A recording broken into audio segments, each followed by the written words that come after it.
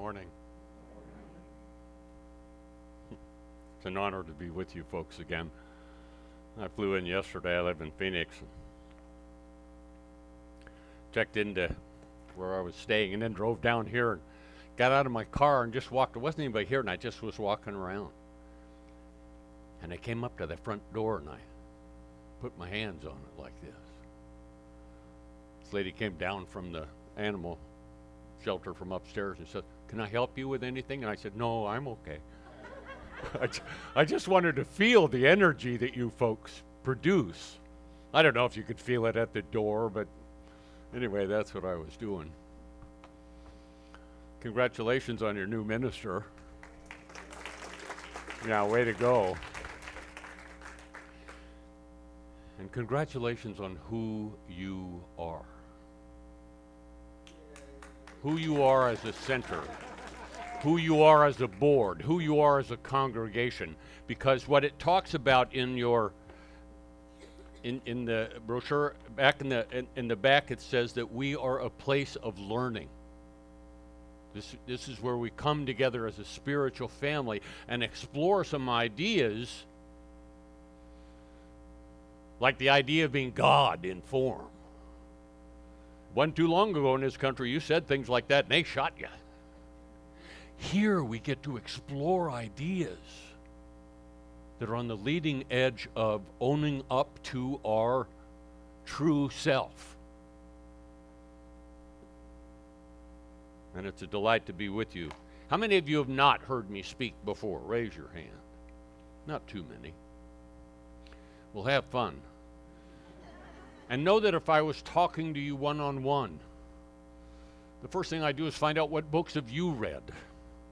What trainings have you taken? What words and concepts are you familiar with?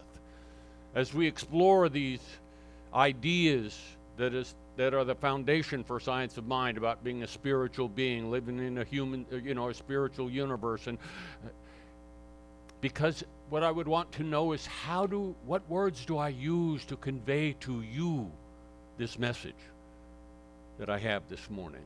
So because I don't know what books you've read, because I don't know what words you use, if I say something that's a little different than you're used to it, please look past it.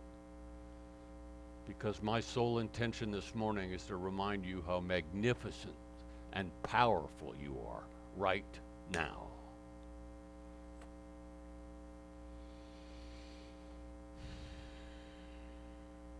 How'd you like to wake up in joy? Before you do anything, before you consciously begin to use these spiritual principles, you find this feeling start kind of low in your guts and start to move up. And part of you just wants to wiggle like a puppy. And by the time it gets your consciousness, it can only be languaged like, "Oh, goody, another day." How'd you like to go to bed at night, and as you snuggle under your covers and fluff up your own pillow, you find this tremendous joy and excitement you have just about being who you are and about what you're up to in your life? How'd you like to have a body that works perfectly and that's pain-free? That's the promise of science of mind. That's the promise of this philosophy. You get to make your dreams come true. You get to have it the way you want it. And even as I say that, there may be somebody in the audience going, "Oh, goody. We have a guest speaker who's going to come in here and tell us all things are possible if only you believe."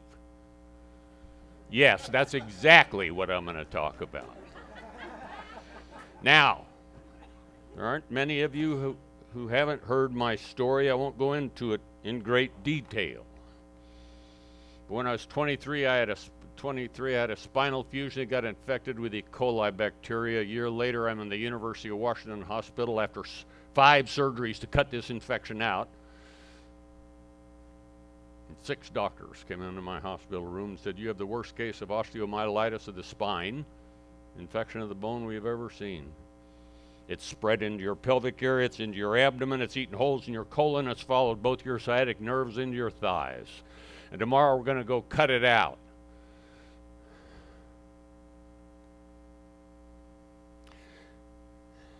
The general surgeons are going to start from the front. They're going to start as low as they can, go down here in your pelvic area, come up around your belly button, and go almost up to your sternum. We're going to open all that out, cut out the infected tissue, separate your organs out of the way, and when we get down to the spine, the orthopedic surgeons will chisel and scrape the infection out of your spine. Then we're going to roll you over, and the orthopedic surgeons are going to start from the back. They're going to start as low as they can, go down between your buttocks. We're going to come up mid-back. We're going to open all that up, cut out all the infected tissue, chisel and scrape the infection out of your spine.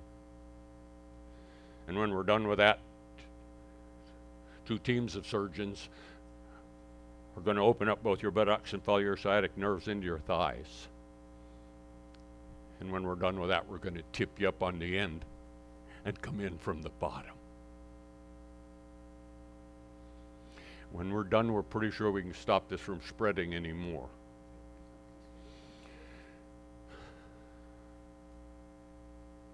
We're also pretty sure that this surgery is going to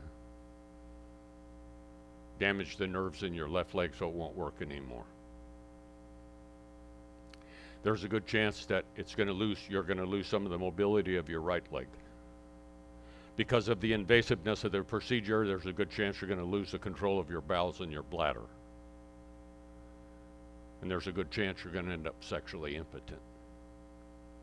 It was just before my 24th birthday. And I didn't grow up in science of mind. I didn't have a spiritual family like you. From my point of view, I was laying in a hospital bed with 6 professors from the University of Washington saying, this is what's going to happen to you. And when they left, the resident who'd been with me for the 2 weeks of tests sat on my bed and held me until I quit shaking. And then he said, we don't know what's going to happen, Terry. We've never seen anything like this. But what we do know is you cannot expect to come out of this ordeal whole. And that's why the name of my book is The Hell I Can't. I didn't know if I could win. I didn't know what was possible. I'd read, when I grew up in my church, the Disciples of Christ Church, I heard about all things are possible if you believe they are. Whatever you ask for in prayer, believing you shall have it, you shall have it. Faith of a mustard seed will move mountains. But I didn't know anybody who believed it. I didn't know anybody who used it. But I at least knew I couldn't take this laying down anymore. I couldn't allow this box that they said, this is what you can expect your life to be like. I couldn't take that just standing down. I finally had to stand and say, no, I won't believe in your limitations anymore.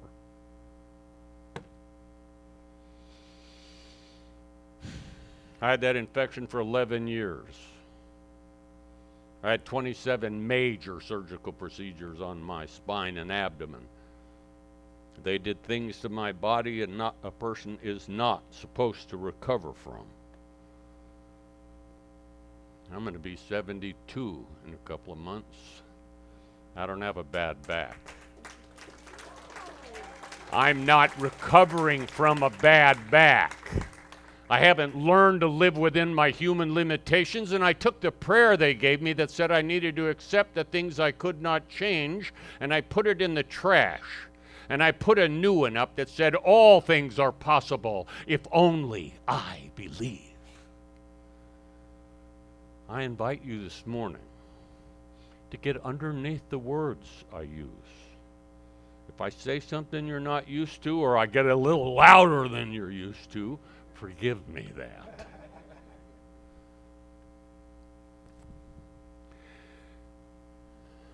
I found Science of Mind a couple of months before the 27th surgery on my spine. I already knew how to get well. I knew these principles.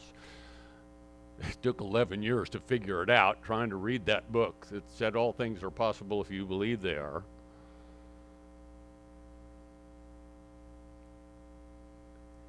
And over the next, that's been almost 40 years ago. Today I want to talk about, from my point of view, the three main aspects of science of mind that allow you to discover your power and authority. Science of mind is unique in not just the spiritual traditions that are out there or the approaches to various spiritual traditions. Science of mind is unique in the metaphysical movement, in the new thought movement, in the, this motivation books movement. Why? Science of mind starts from you're already holy. That's the foundation for our teaching. That's what the first two steps of spiritual mind treatment are about. There's one divine presence in the universe, and you and that divine presence are one. But it's more than that. It's more than just this, talking about there's one divine presence in the universe, and this divine presence and I are one, and I move into my life and declare my reality. It's more than that. What science of mind offers you is the ability to begin to understand intellectually that you're not your stuff.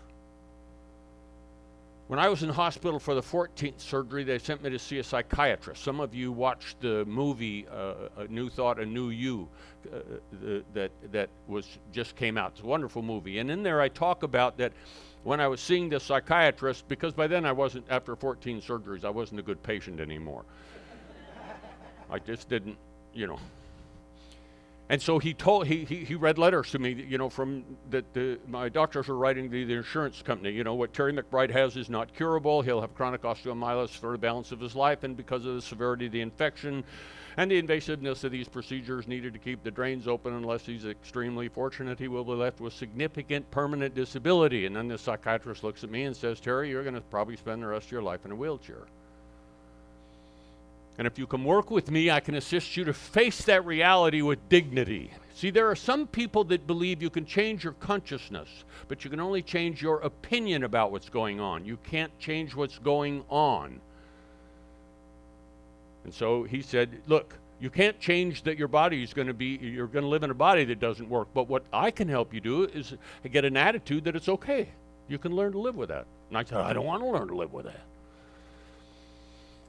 And he read a letter from the head of the Department of General Surgery that said, Laura and Mr. McBride's cold, because by then I went to the bathroom in a plastic bag. The E. coli had just eaten holes in the lower end of the colon. They said there weren't any holes in it. It was like a sieve. And they said it's doubtful it'll ever be able to heal, so we can put your colon back together. So I went to the bathroom in a plastic bag, and I hated it.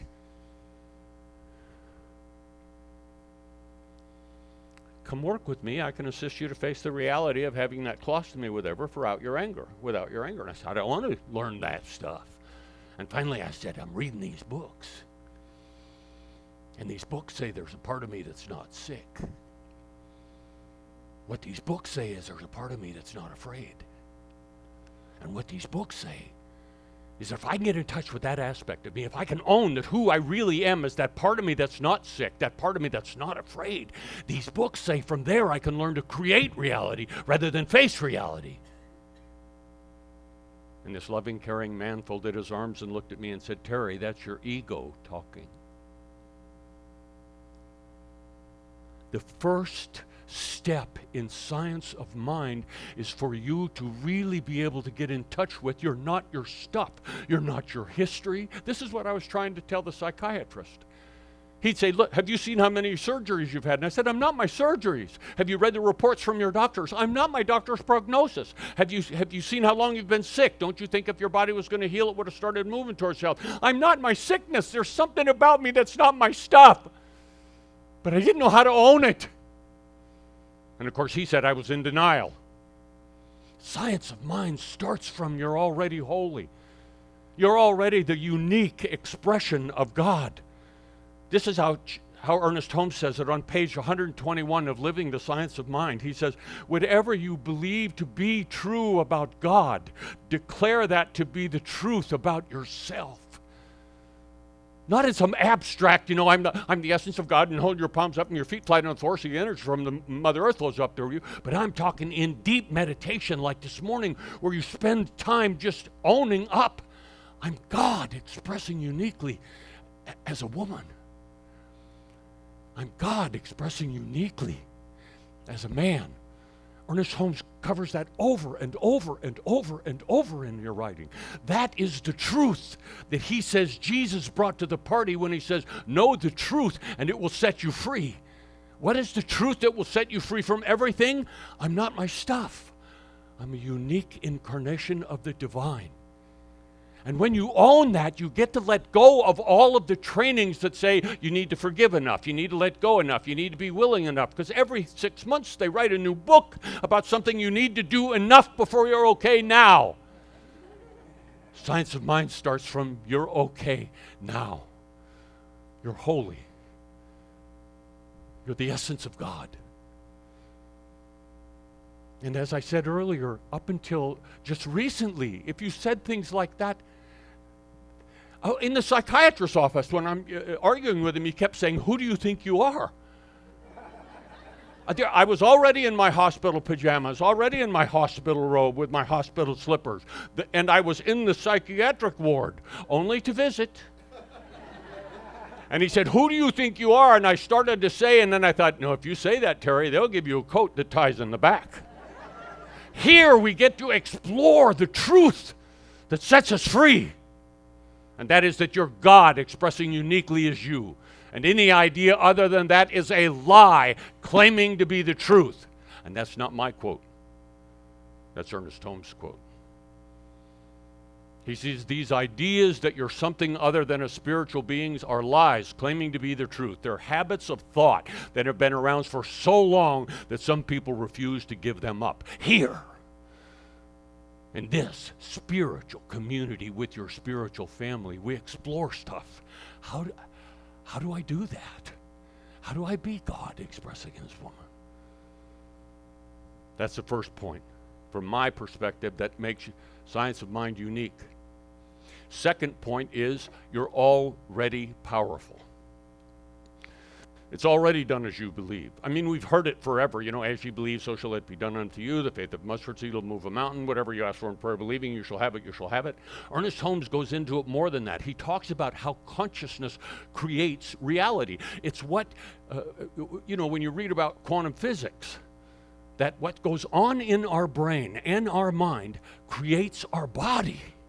And it not only creates our body, it creates the outside circumstances in our lives. This is the second foundation of Science of Mind, is that you're already powerful. You do not have to change. This is what Ernest talks about all the time. He says the law responds with mechanical regularity to the spontaneity of your thought. What does that mean? The infinite power of creation already backs up your belief systems. You do not have to change for the infinite power of creation to back up your beliefs. It already does. Again, Ernest says this is what Jesus brought to the party. What he brought in the spiritual teachings are unique, Ernest says. And what he taught was that the infinite power of creation already backs up your belief system. That's what he said. As you believe, so shall it be done unto you. He didn't say, whatever you ask for in prayer, believing you shall have it, as long as you've forgiven enough. As long as you've let go enough. He didn't say, whatever you ask for, believing you shall have it, as long as it's for the highest and best good of everybody concerned. As long as it's not your ego-centered priorities you're asking for. We're the ones that put all the rules on this. What Ernest says is, you're already holy and you're already powerful. When you own those two, all that's left is to be the creator of your life. So many of us grew up thinking I needed to go do this thing to heal myself, go do this thing to fix myself. When I do this, then I'll be okay. When I do this, then I'll be okay. And if you do that, you come from this context of, I'm not okay now. See, this is what Ernest is getting at when he says, in that first one, to own your divinity. On page 180 of Living the Science of Mind, he says this: our union with the divine is not that we are one with God, or that one in God. For this is Ernest talking. For these imply separation. The truth is, you are of God. Some part of God. And here, together in our classes, in our workshops, in our informal settings, we explore, what does that mean? How do I grow corn with this? How does being God in form help me do what I do with my music better? How do I own being God in form that allows me to be a better parent? That's what this stuff is about. You're already holy. You're already powerful. He says this on page 122 of Living the Science of Mind. The power within you is the law, an aspect of God that is an all-powerful medium. Get this. The power within you is the law, an aspect of God that is an all-powerful medium, and you have the right and the power to use this medium any way you see fit. Except there are some people say there's an infinite power and you can use it however you want, as long as it's, and it come the list again, as long as it's for the highest and best good, as long as it's not an ego-centered priority.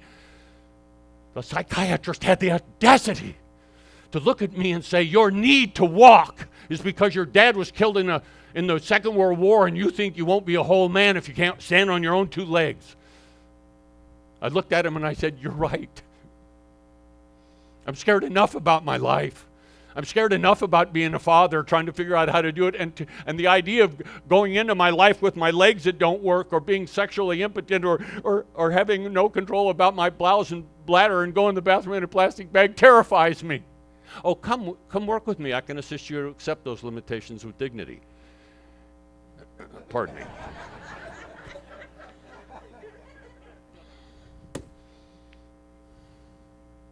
Now, so the first two pieces that Ernest gives us is you're already holy and you're already powerful. Because what he says on page 169 of Living the Science of Mind is this. Therefore, you may know that everything you do, everything you say, and everything you think carries with it divine authority. But to own that, how would you have to hold yourself? See, that's why he starts from you're a unique expression of this divine thing. And we're trying to figure out what that is. How do we do that as a living woman, a living man? How do we interact to be the living Christs? Don't push me away because that's a name that's got a bunch of emotion-laden junk on it. That's what he's talking about. How do we step up to our divinity? And then he says this. You cannot know you cannot really own that you're God in form. You cannot really own that it's done unto as you believe, unless the third aspect of Science of Mind is you have to prove this to yourself. Theory and study are good in their own right, but nothing will give you an experience of being divine and powerful other than making your own priorities come true. And this is where sometimes we get a little mixed up, because there are some people in Science of Mind says you can't change circumstances. Oh yes, if you don't believe you can, then probably you can't. The advantage of Science of Mind is all you have to do is change your belief, and then you can change the circumstances in your life. See, because on page 241 of Living the Science of Mind, which happens to be my favorite book, Ernest says this: you must use this power, this essence that you are. You must use this power to help yourself first. For you have to prove to yourself that the power is available and that you can use it. He says we need to begin to contemplate that this power is answering our every need and supplying our every want and fulfilling our every wish. That's what Science of Mind is about. Your God expressing uniquely as you, that that your consciousness already creates reality. It's already done as you believe. But for you to know that, you have to move into applying these principles on your priorities and your aspirations. And like he said, you must use this power to help yourself first. And then he goes on page 113 and says, then let us all accept the simple fact that the road to God is through the self, and that the pathway to an ever-increasing experience can be filled with joy. We can sing as we go along. Science of mind is not about learning lessons and having opportunities for growth. And along the way, you will learn wonderful lessons and have opportunities to grow. Science of mind is not about working off your karmic debt, because Ernest Holmes is real clear. He says, once you understand who you are, karma and kismet, which is the predestination thing, karma and kismet become playthings like bubbles to be blown around in the wind. Of course, if you say that to somebody who studied karma for years, they'll look at you and say, who do you think you are? But we already covered that in the first step.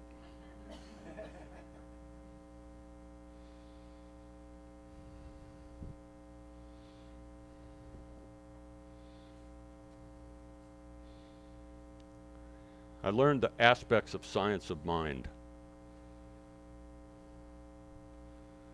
alone. I felt like I was alone. Certainly I felt that there were unseen. When I was a little boy, my mom, when I'd say, where's my father? Where's my dad? She'd say, I knew your father since he was a young man and he would never leave you. My dad, who was killed in the war. She said, your father is in heaven. Nice metaphor. And you may have to listen differently when you talk to him than when you talk to Uncle Larry, who was my father image, But she said, you're not alone. So as I was going through this, when I said I was alone, I don't know the words for you, but I didn't feel always alone. I had to get quiet and close my eyes and go inside, but I felt as if there was a loving presence with me. I would never presume to tell you what that is or, but I felt alone in the struggle. And then I walked into the Seattle Church of Religious Science. It was in Ballard at that time, in a little building. And I picked up a pamphlet and sat in the back row because I knew as soon as church was over, I was out of there. But I looked at the pamphlet and it said, science of mind is a correlation of the laws of science, the opinions of philosophy, and the revelations of religion applied to human needs and the aspirations of humankind. And I thought, I'm not alone anymore. I have a spiritual place where I can go and study with my friends about how these opinions of philosophy, the revelations of religion, how I might be able to apply those to my needs and my aspirations.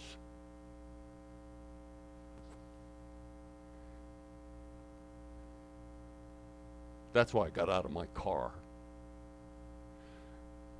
and walked up to your building and put my hands on your window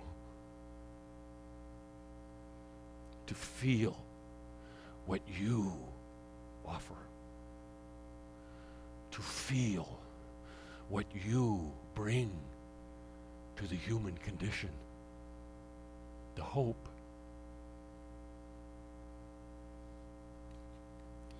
As you go through this, as you study and explore these ideas, understand that you have to become your own teacher.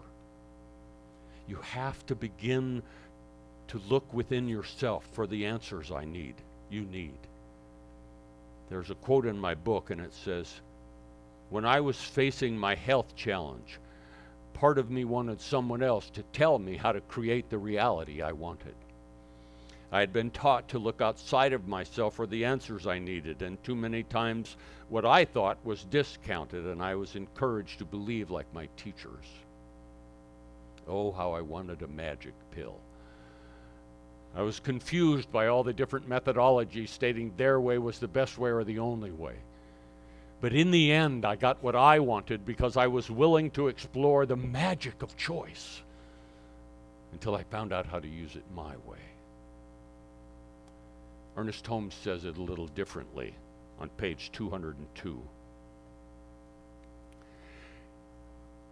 In actual practice, we must begin to think new thoughts, even though they contradict everything that appears to be real now.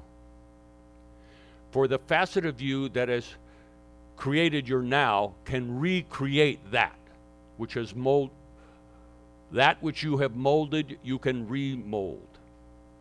The principle you are using is not limited by anything that has happened or by anything that might happen. Indeed, this is the great realization of freedom. And to understand this is to understand how you may be released from bondage and create the life you dream about.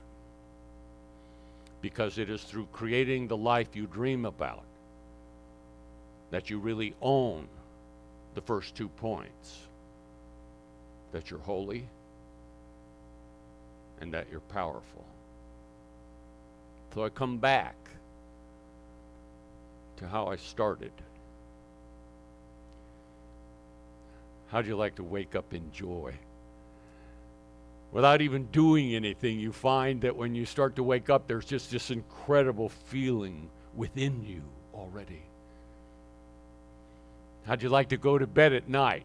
And when you snuggle into your pillow and flap up your covers, you find that you're just tremendously excited about who you are and what you're doing with your life.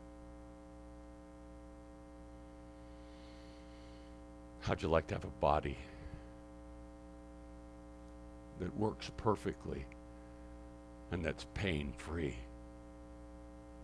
That's the promise of science of mind. And further, how would you like to have the circumstances in your life working the way you want them to? Get involved in this philosophy. This is not about use these principles, and when you die, you go to a better place. This philosophy is about use these principles, and this becomes the better place. God bless.